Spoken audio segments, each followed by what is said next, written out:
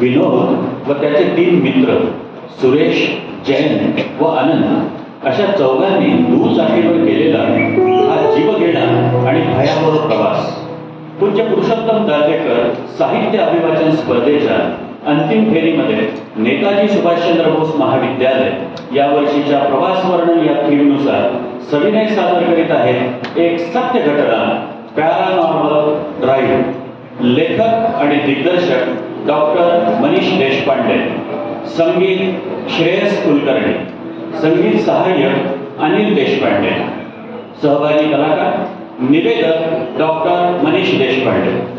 जयंत आणि अण्णा सादर करतील प्राध्यापक डॉक्टर सुकृत भोसकर।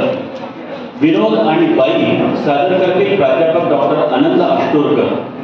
आनंद, पुजारी आणि वाटसरू सादर करतील प्राध्यापक डॉक्टर संदीप काळे। सुरेश आणि माणूस सादर करतील श्रेयस कुलकर्णी। तर ही सत्य घटना आहे ऑगस्ट 2022 मध्ये। ही घटना या 4 मित्रांवरच बेतलेली व त्यातून ते यथाशक्ती सुखरूप बाहेर पडल्याने त्यांच्या चिरस्मरणात राहिली। आणि जेव्हा केव्हा हा विषय निघतो ना, तेव्हा ते मित्रच नाही तर ऐकणारेही भयग्रस्त होतात असा तो भ्रमिष्ट करणारा व मरण डोळ्यांसमोर साक्षात उभा करणारा म्हणजे यमाजी पंतांना स्वतःहून आमंत्रित करणारा प्रवास। तसं विन्या, सूर्या, जया, अंद्या हे चौघेही बालपणापासून ते इंजिनिअरिंग पर्यंतचे खासमखास मित्र। चांडाळ चौकडेच म्हणा ना हवे तर।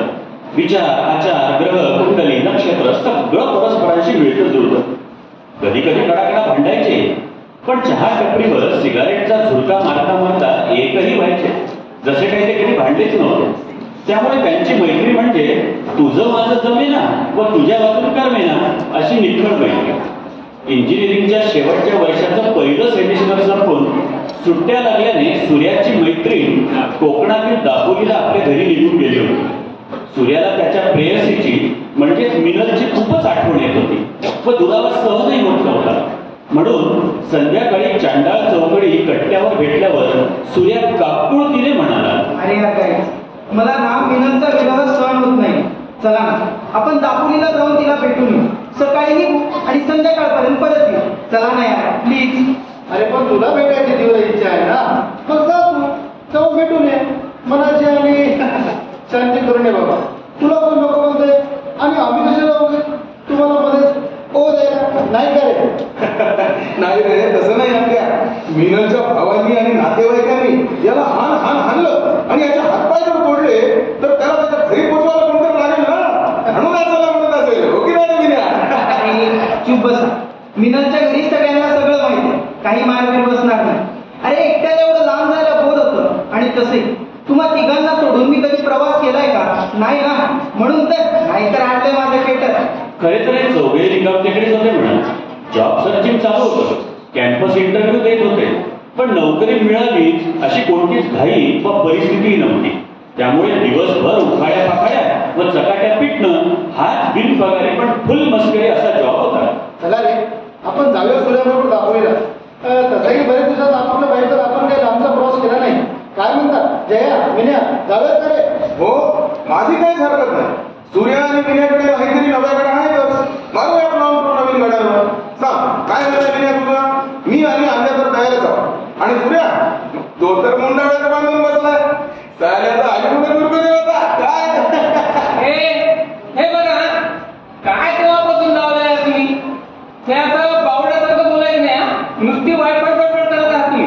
शेंडाला गुरु मला तर ना ह्याचं पोकळ बिलकुल पडत नाही। पण आपण तुम्ही तिघांनी ठरवलंय ते ना, चला मग होऊन जाऊ द्या। सूर्योदय, मिनल, मिशन, हनीमून। पण मिनल भेटल्यावर तिच्यासमोर माझी बढाई करा बरं, नाहीतर माझ्याबद्दल सगळं खरं खरं बोला आणि मला तोंड काळ करण्याची वेळ येईल। देवा या निर्बुद्धांना चांगली बुद्धी दे रे बाबा। सगळ्यांनी प्लॅन ठरवला की विनयाची आणि सूर्याची नवीन गाडी घ्यायची आणि डबल सीट निघायचं, तेही उद्या सकाळी 5 वाजता। गाडी आणि स्वतःचं इंधन भरण्यासाठी पुरेसे पैसे घ्यायचे। दापोलीला दुपारपर्यंत पोहोचून मिनलची भेट घ्यायची आणि थोड्याच वेळात परत निघून रात्री 10 वाजेपर्यंत साताऱ्यात पोहोचायचं। लैला मजनूच्या भेटीसाठी काय पण असे म्हणत 2 कबुतरांची भेट घालून देण्यासाठी सर्व सज्ज। ठरलेल्या नाक्यावर चौघेही सकाळी बरोबर 5 वाजता उत्साहानं भेटले. एक कप चहा डोसला, मग सिगारेटचा झुरका उडून टपरीवाल्याला धन्यवाद मामा म्हणत मिशन हनीमूनच्या प्रवासाला निघाले. चहाचा घोट घेताना सूर्याने मिनलला मोबाईलवर भेटीचा प्रेमसंदेश व पाऊट केलेले इमोजी पाठवले होते म्हणा. साताऱ्याच्या बाहेर पडून पहाटेच्या निसर्गरम्य वातावरणात एक वेगळाच उल्हास त्यांना जाणवत होता. हवेत छान शीतलता होती, अनोखे चैतन्य होते. विविध पक्ष्यांचे सुमधुर किलकिलाट चिवचिवाट वातावरणात एक वेगळंच ऊर्जापीठ निर्माण करत. हळूहळू सूर्य महाराज आपला रथ वर आणत होते. कोवळ्या सूर्यप्रकाशात रस्त्याच्या कडेला असलेली शेती मस्त आनंदाने डवलत होती. धरणीवर एक नूतन दिवस नव्या उमेदीने, नवे स्वप्न व नव्या आशांना घेऊन उगवत होता. रस्त्यानं जा ये करणाऱ्या बैलगाड्यांना झोपलेल्या बैलांच्या गळ्यातील घुंगरू मंजूळ आवाज करून आनंद घेत होते. चौघेही मस्तीत गाणी म्हणत गाड्या चालवत होते.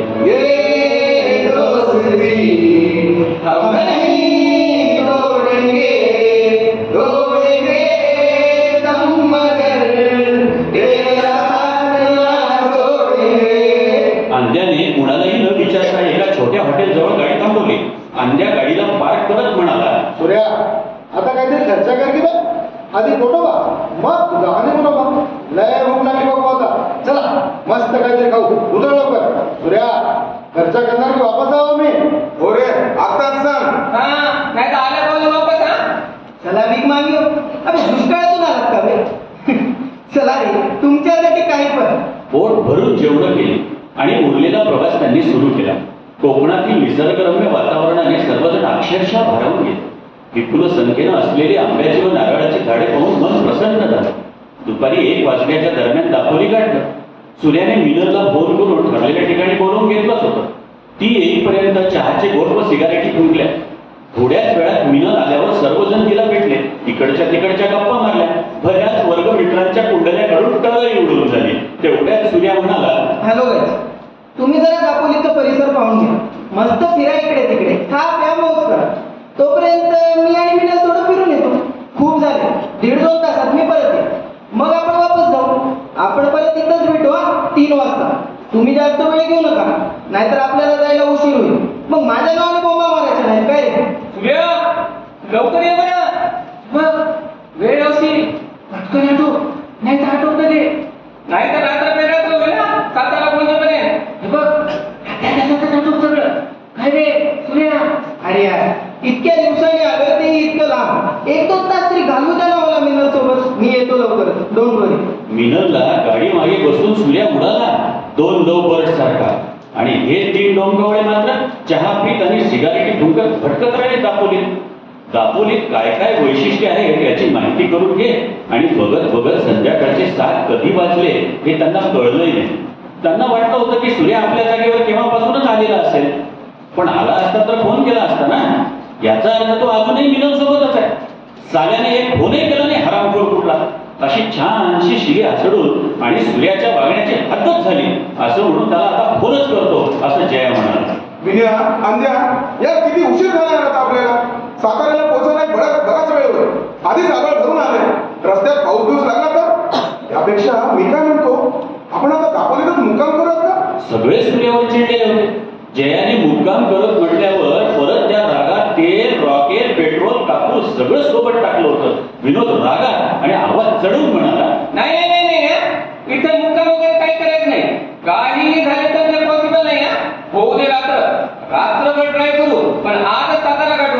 मला उद्या खूप महत्वाचं काम आहे. तेवढ्यात कसा बसा 7:30 वाजता सुरेश आपल्या प्रसन्न मुद्रेने त्या तिघांसमोर येऊन उभा राहिला. सगळ्यांनी त्याला पद्धतशीर म्हटलं, सूर्या तुला काय अक्कल भेटलं ऐकलं? तुला तुझं मिनल काय भेटली? तुमचा चक्का आम्हाला विसरला.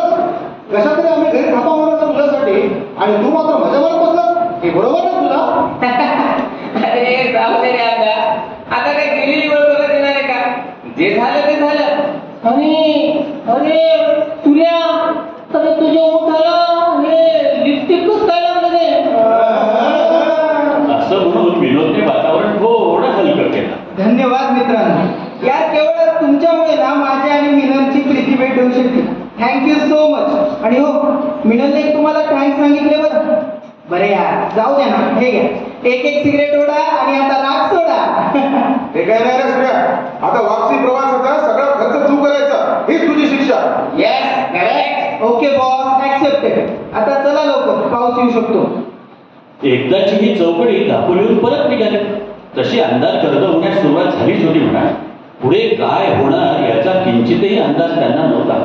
स्वतःच्या मस्तीत गाडी चालवण्याचा आणि प्रवासाचा आनंद लुटत होते.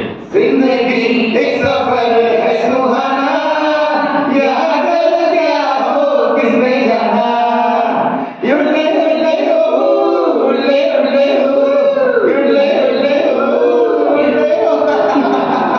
गप्पा करत करत 100 किलोमीटर अंतर कसं कापलं हे त्यांच्या लक्षातही आलं नाही. ढगाळ वातावरणामुळे हवेत गारवा वाढला होता. थंड हवाई सुटली होती. विजा चमकू लागल्या होत्या. पावसाचा अंदाज आता पाऊस नक्की येणार यामध्ये बदललेला होता. हे पाहून अंड्या म्हणाला, मित्रांनो, गाड्याची स्पीड वाढवा, स्पीड. आता पाऊस 100% येणार. उगीच भिजायला नको. चला चला पळवा गाड्या. हा पण सांभाळू ना. जवळ आता मोठे शहर पण नाही सुरक्षित थांबायला. अरे पण गारव्यामुळे ना डोळ्याची आग होते यार. पाणी येत आहे डोळ्यांना. त्यामुळे सांभाळून गाड्या पळवा, नाहीतर ढग बरत नाही आपणच ढगात जाऊ. विजांचा प्रकाश व प्रचंड कडकडाट भीतीचा एक वातावरण निर्माण करत होतं. हवेतील भयानक गाड्यामुळे अंग गारठली होती. ए अंध्या, अरे समोर हॉटेल आणि टपरी दिसत नाही. थांबा गाड्या. अरे चला चहा ठोसून व फुकडी घेऊन. लई थंडी वाजत आहे बे. लावा गाड्या. हो यार, थांबा या गाड्या. भयानक थंडी वाजत आहे यार. समोरील गडद अंधारात तेवढाच टिमटिमत्या बल्बचा प्रकाश दिसत होता. तो एक ढाबा आणि टपरी दिसत होती. ढाबा पाहून गाड्या थांबवल्या. प्रवास आणि प्रचंड थंडी यामुळे खूपच थकवा जाणवत होता. सुरेश टपरीवाल्याला म्हणाला, हो अण्णा, जरा चहा पाजा बरं मस्त अद्रक घालून. साहेब, दूध संपलं नवं आत्ताच. कोरा चहा घेताव का? तुम्ही आला म्हणून थांबलो बघा. नाही तर हे काय, म्या निघालोच होतो. हो चालेल की अण्णा. अहो, करा कोरा चहा करा आणि एक सिगरेटचं पाकिट बी द्या बरं. अण्णा, सातारा किती किलोमीटर आहे अजून? आहे 40-50 किलोमीटर. पण तुम्ही बिगीन जावा. लय मोठा पाऊस येईल वाटतंय. रस्ता बी बराबर नाही. एवढ्या रात्रीचं कशाला निघाला गाड्या घेऊन? थोडं सांभाळून जावा बरं. कुठे बी गाड्या थांबवू नका. लय वेगवेगळे अनुभव आहेत या रस्त्यावर. बसा त्या वणक्यावर, फुकडी बघा. दवरलो मी चाय ठेवतो. अण्णा, तुम्ही म्हणालात काय काय अनुभव येतात. रस्ता तर बरा आहे ना? काही घाबरण्यासारखं तर नाही ना?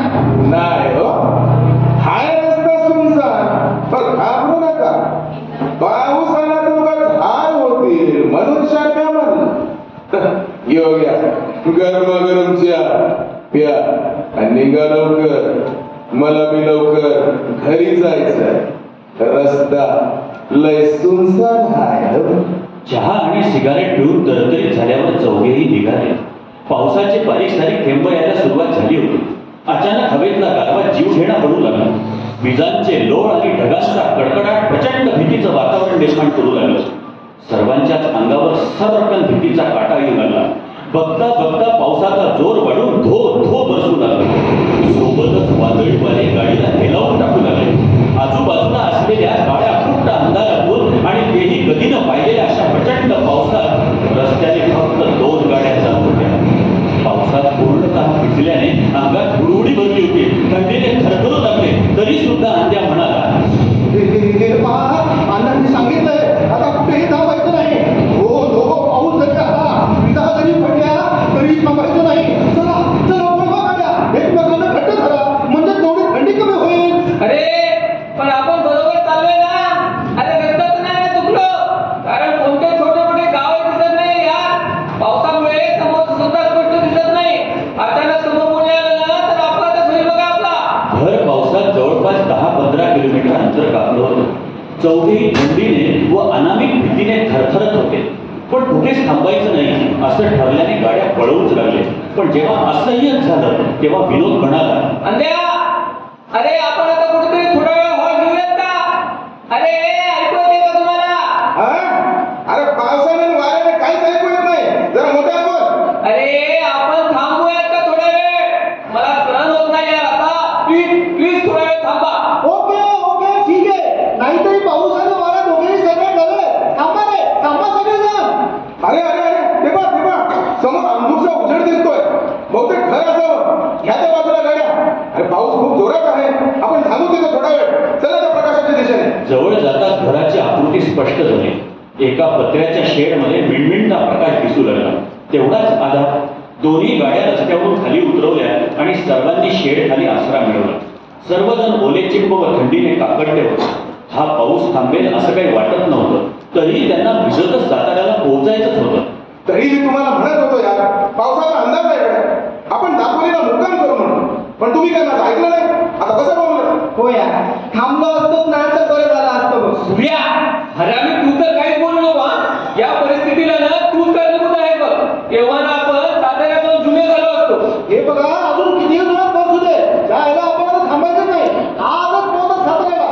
भले उद्या दिवसभर कोठडी पडून राहू. यावर सगळे चुप्प बसले. पत्रे फाडून पाऊस खाली येईल की काय एवढा जोर होता पावसात. आवाज फक्त पावसाचा आणि त्या सर्वांचा.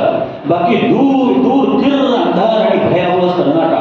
तेवढ्यात जयंत अचानक थरथरत्या आवाजात म्हणाला, नव्हे तो ओरडलाच. अबे अबे अबे मांड्या विना सूर्या बघा की ना. जयाच्या अचानक ओरडण्याने सर्वजण एकदम दचकून जयाकडे बघू लागले. डोळे विस्फारले. शेडच्या समोर बोट दाखवत जया पुन्हा किंचाळला. बघा की ना. अबे टपरी. मगा काही वेळापूर्वी आपण विदेशचा चहा घेतला आणि सिगरेट फुकली. अरे आपण इथं तर थांबलो होतो यार. अरे हाच तो ओंडका त्यावर आपण बसलो होतो. आणि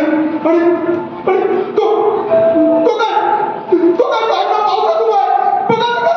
सर्वांनी स्प्रिंग सारख्या जया म्हणतो त्या दिशेनं माना वळवल्या आणि चौघे हदपले. चेहरे भयग्रस्त झाले. वाचवा वाचवा म्हणून ओरडू लागले. त्यांना काही सुचत नव्हतं. डोके बधीर झाले होते. एकटक टपरीकडेच पाहत होते. आणि अण्णा त्यांच्याकडे बघून बोलवत आहे असा भास होत होता. एवढ्या अंधारातही व प्रचंड पावसातही अण्णा झावळ झावळ बोलवताना दिसत होता. व त्याचा इकडे या असा आवाजही येत होता. अरे बापरे, प्लीज टपरी. तो सोडला आपल्या रस्त्यात परत कसं आणि आपण 10-15 किलोमीटर प्रवास केला तो कोणत्या दिशेने. तरी मी तुम्हाला म्हणत होतो यार, आपण रस्त्यातून नाही ना चुकलो तर तुम्ही मला वेळेत काढलं. घ्या, आपण परत फिरून तिथे झालो. सर्वांची घाबरगुंडी उडाली होती. त्यांच्यासोबत हे काय होते हे अनाकलनीय होतं. कोणी हनुमान चालीसा तर कोणी स्वामी समर्थाचा धावा तर कोणी रामाचं नाव घेऊ लागला. हे बघा, कोणी घाबरू नका. देव आहे आपल्यासोबत. हिंमत राखा. अण्णा इकडे या म्हणतच होता. पण तो पावसात का भिजत आहे हे मात्र त्यांना समजत नव्हतं. का अण्णा आवाज देतोय हेही कळत नव्हतं. अचानक पावसाने रौद्र रूप धारण केलं. विजा आगींचा लोळ फेकत होत्या. कडकडाण्याने वातावरण भयग्रस्त झालं होतं. पत्र्याचं शेड उडते की काय इतका सोसाट्याचा वारा होता. शेडमध्ये टांगलेला बल्ब हेलकावे घेऊन फुटून गेला. सर्वत्र अंधार. फक्त भयानता बरोबर पुसटशा प्रकाशाने स्वतःच्या सावल्या भीतीदायक वाटू लागल्या. त्या स्वतःच्या नसून कोण्यातरी अनामिक वस्तूंच्या त्या सावल्या आहेत असं वाटून अंगावर काटा येऊ लागला. थरथर कापत व भयग्रस्त अवस्थेत शेडमध्ये उभे राहिल्याशिवाय पर्यायच नव्हता. काय करावं कुणाला सुचत नव्हतं. चौघांशिवाय अजून कुणीतरी त्यांच्यावर पाळत ठेवू नये असं त्यांना वाटत होतं. तेवढ्यात अण्णाच्या त्यांच्या दिशेने येतानाच्या पावलांच्या आवाजाचा भास झाला. सर्वांनी एकमेकांना घट्ट पकडलं. त्यांचा संवादच बंद झाला. अंधुकशी दिसणारी अण्णांची आकृती काळ्या कुट्ट अंधारात जवळ येते असं त्यांना वाटत होतं. एवढ्या जोरात वीज चमकली. अण्णा स्पष्ट दिसला. पण लगेच गायबही झाला.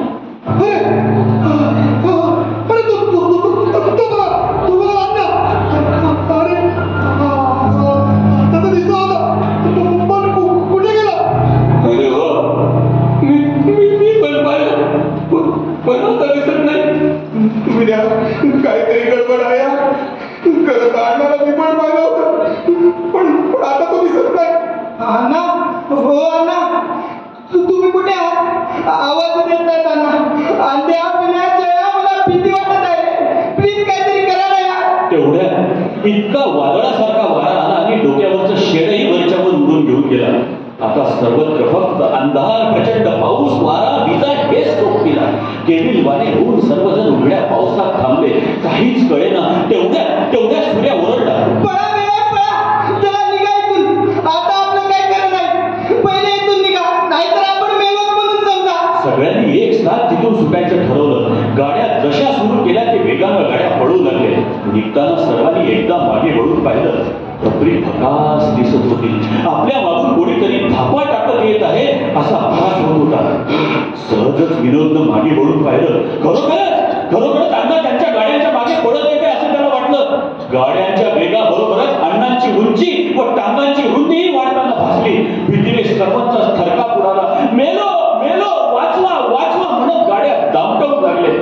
आता त्यांना मागे वळून पाहण्याची हिंमत नव्हती. गोरठवून टाकणारा वारा आणि धबधब्यासारखा बदा बदा पडणारा पाऊस अंगावर झेलत गाड्या पळवूच लागले. सहजच सूर्याने मागे वळून पाहिलं. कोणी येत नाही ना असं दिसल्याने सर्वांनाच खायचं वाटलं. सुटलो रे बाबा एकदाची. नाहीतर आज आपण गेलोच असतो. अंदाजे 10-12 किलोमीटर आपण आलो असेल नाही. आता काय अंदा यायचा नाही. हे स्वामी समर्थ वाचवलं रे आम्हाला. हे विनय, समोरच्या मोठ्या झाडाकडे गाडी थांबव. जया, जरा थांबूया आपण. खूप थंडी वाजत आहे यार. होय यार, खरंच थांबूया थोडं.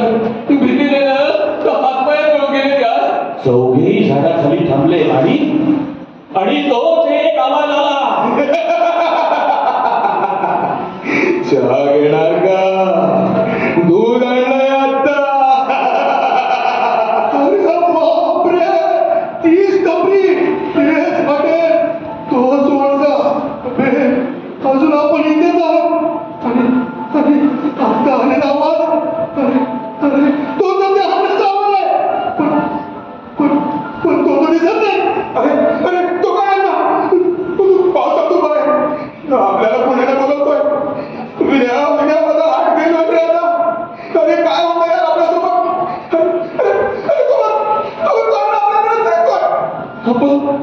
आपण आता खूप अडचणीत सापडलो यार. नक्कीच आपल्याला भूताला पिसाटले. तो आपल्या सगळ्यांचा जीव गेला. अरे ते का अन्नासोबत अजून कोण आहे? अरे ती तर एक बाई दिसते यार. अरे बापरे, आता ती कोण? आपण सगळे भूताच्या तावडीत सापडलो. फिरून आपण त्याच ठिकाणी येतो. आता आपली काय धडकत नाही. उद्या आपल्या चौघांची प्रेत या रस्त्यावर पडलेले पाऊल लोक जमतील. अरे बापरे, देवा वाचव रे देवा वाचव. तेच हॉटेल, तीच टपरी, तो जोडका आता त्यांना तिसऱ्यांदा दिसत होता. आता तर अण्णाच्या बरोबर एक बाईही दिसत होती. गोल गोल फिरून पुन्हा तिथंच येत होते. त्यांच्यासोबत काय घडतं हे अकल्पनीय होतं. सगळ्यांना प्रचंड भीती व थकवा जाणवत होता.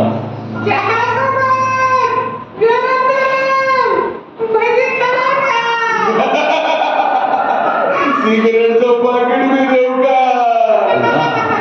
पुन्हा आवाज आला. आवाजाच्या दिशेने मात्र कुणीही नव्हतं. आता अण्णावरती बाईही दिसत नव्हती.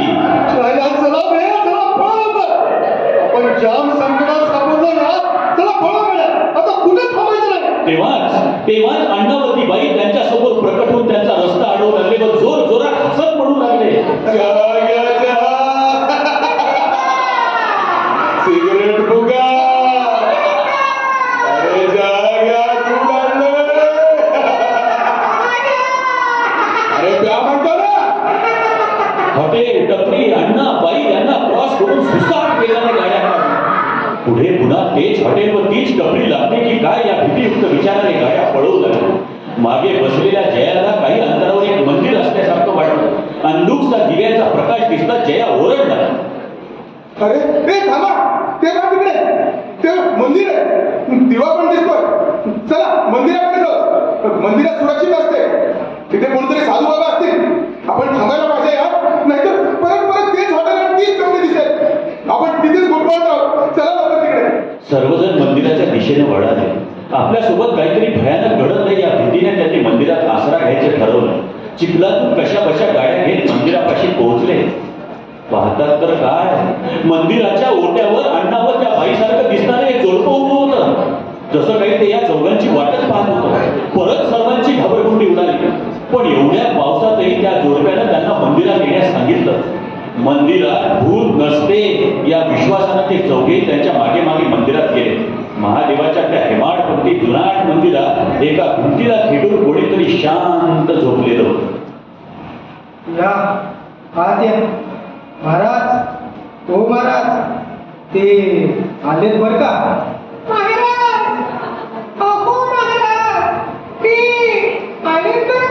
आता मात्र चौघांची भीती कमी होण्यापेक्षा त्या माणूस व बाईच्या वाक्याला अधिकच गूढ व संदिग्ध झाली होती. झोपलेली व्यक्ती उठून बसली व त्या माणसाला व बाईला पाहून म्हणाली, तुम्ही निघा, तुमचं काम झालंय. कपाळावर टिळा, गळ्यात रुद्राक्षांच्या माळा व भव्य वस्त्र घातलेला पांढऱ्या शुभ्र दाढी व जटांचा माणूस प्रसन्न मुद्रेने त्या दोघांकडे बघत म्हणाला, या पोरांनो, या बसा. पावसात खूपच भिजलाच वाटतं. हे घ्या कपडे, पोशाख आणि दुसरे कपडे घाला. आता सांगा, कुठून आला आणि कुठे चालला? तेवढ्या किरण धारात आणि भयानक पावसात. त्या चौघांच्या प्रवासात घडलेला प्रसंग एकेकाने पुजाऱ्याला सांगितला. सांगताना त्यांना भीतीचा फरका पुरत होता, अंगावर काटा येत होता. पुजाऱ्याने त्या चौघांकडे बघत डोळे विस्फारले, चेहऱ्यावरचे भावही बदलू लागले. पुजाऱ्याने एक उसासा सोडला, जागेवरून उठून मंदिरातील अंगारा प्रत्येकाच्या कपाळावर लावून अंगावरही पाखडला. पुजारी सर्वांसमोर परत एकदा बसून गंभीर नजरेचा त्यांच्या डोळ्यात बघू लागला. काही वेळ अगदी शांत शांतता आणि मग एकदमच पुजारी हळूच पण धीर गंभीर आवाजात म्हणाला, चकवा भूत किंवा आगळीनं झपाटले तुम्हाला? चकवा भूत? मुलांनो, यापैकी कुणाच्या तरी घेऱ्यात तुम्ही आला. तुम्ही तिथे भ्रमिष्ठासारखे फिरत होता. तुम्ही कितीही प्रवास केला असता तरी रात्रभर तिथेच फिरत राहिला असता आणि सूर्योदयापूर्वी त्या घेऱ्यात तुमचा जीवही केला असता.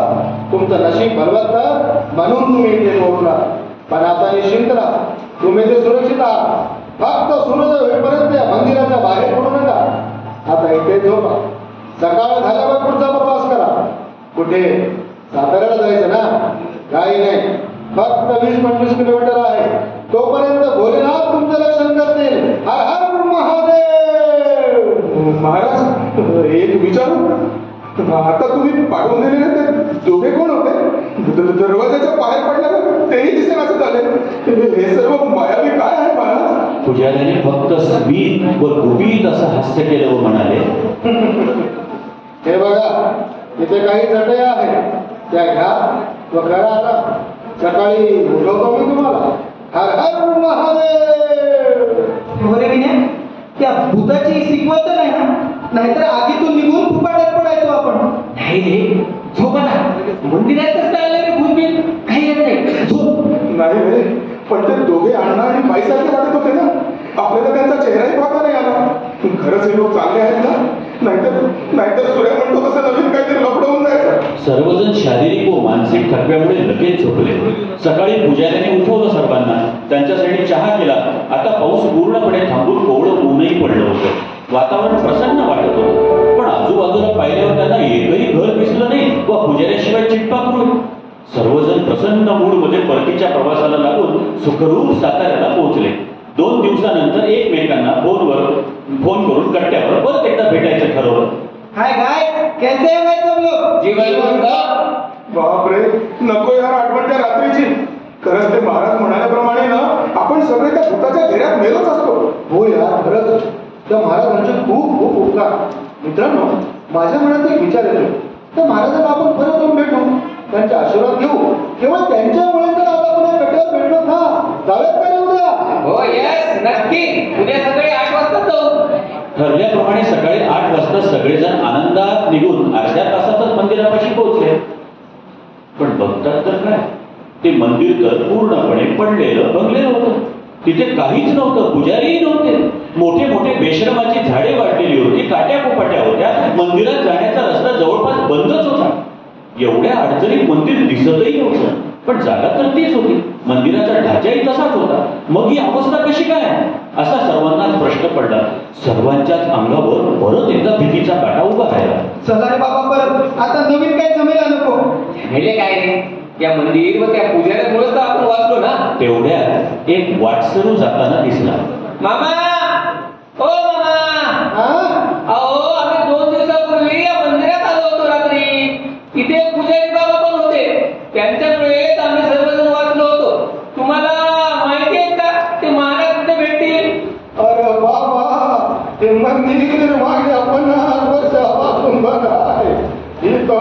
कोणी महाराज नाही ना कोणी पुजारी नाही लय मोठे मोठे जनावर असतील या जंगलात आणि तुम्ही म्हणता 2 दिवसापूर्वी या मंदिरात आलता आणि पुजाऱ्याला भेटला काय तट्टा करता काय राव अरे बापरे आता हे काय नाही अरे ते पुन्हा रोज संकट पाहिला मला तर आता परत भीती वाटत आहे परत अन्नाने ते बाई दिसली तर चला यार बडवा गाड्या निघा तुझा हे बघा थांबा मित्रांनो अण्णा बाई जुजाई हा सगळा भ्रम जरी असला ना तरी आपण सर्वजण सुखरूप आहोत हो की नाही अरे त्या भुताटकीच्या दुष्ट शक्तीच्या घेऱ्या आपण घेरले गेलो होतो हे खरं पण त्याच वेळेस पुजाऱ्यासारख्या चांगल्या दैवी शक्तीने आपल्याला त्या घेऱ्यातून बाहेर काढून वाचवलं नाही म्हणजे परत एकदा आपण विश्वास ठेवलाच पाहिजे की दुष्ट शक्तीवर नेहमीच दैवी शक्तीचा विजय होत असतो आपण नक्कीच काहीतरी चांगले कामं केले असणाऱ्या म्हणून त्या दैवी शक्तीने आपल्या सर्वांना वाचवलं हो की नाही येस करेक्ट अरे मित्रांनो माझ्या मनात एक गोष्ट आहे बोलू का सांग बाबा आता तुझं काय अजून ये पहा त्या दिवशी केवळ माझ्यामुळे आपण सगळे या संकटात सापडलो होतो ना पण आता महादेवाच्या कृपेने व पुजाऱ्यांच्या कृपेने आपण सर्वजण वाचलो तर मी अशी इच्छा प्रकट करतो की मला नोकरी लागल्यानंतर मी या मंदिराचा सुंदर असा जीर्णोद्धार करणार अरे वा गुड आयडिया आम्ही पण सन्मान भाग घेऊ व या मंदिराचा सुंदर असा जीर्णोद्धार करू हो की नाही येस हर हर महादेव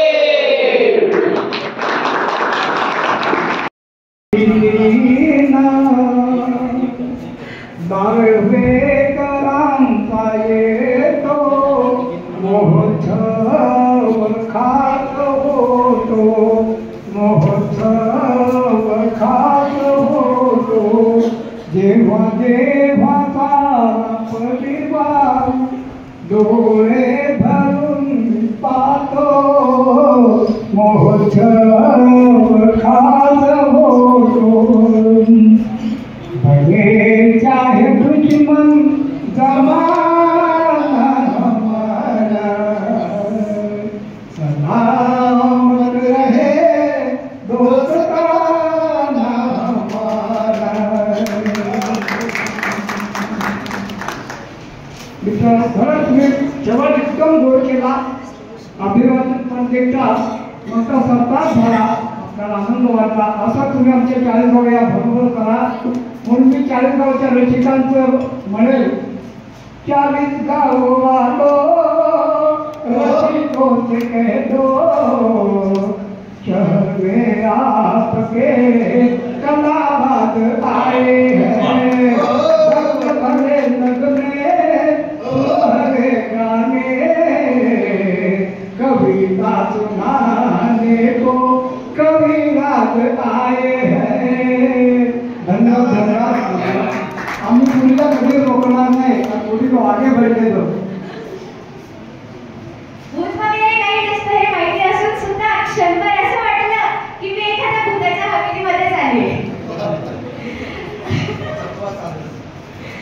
लेखकाने किंवा एखाद्या लेखिकेने लिहिलेला एखादा लेख कथा किंवा कादंबरी त्यातील एखादे लिखाण आपण वाचतो त्याला वाचिक अभिनयाची जोड देणं तेव्हा ते अभिवाचन होतं आणि ते अभिनय तुमच्या चेहऱ्यावर ते हावभाव सुद्धा दिसत होते की तुम्ही खरंच घाबरलाय असं मला दिसत होतं आणि अभिवाचन म्हणजे एक तरच आहे त्याचे 2 पार्ट असतात एक म्हणजे एका साईडला अभिनय आणि दुसऱ्या साईडला वाचन त्यात अभिनयाचा पारडा जो असतो तो वर असायला हवा आणि वाचनाचा पारडा खाली म्हणजे वाचन जे करतो आपण ते अतिशय एकदम छान वाटलं पाहिजे त्याच प्रसंगात आपण घुमून गेलोय असं त्याला तिथे वाटलं पाहिजे आणि तुम्ही खूप सुंदर केलं तुमच्या चेहऱ्यावर ते हावभाव मला दिसत होते की तुम्ही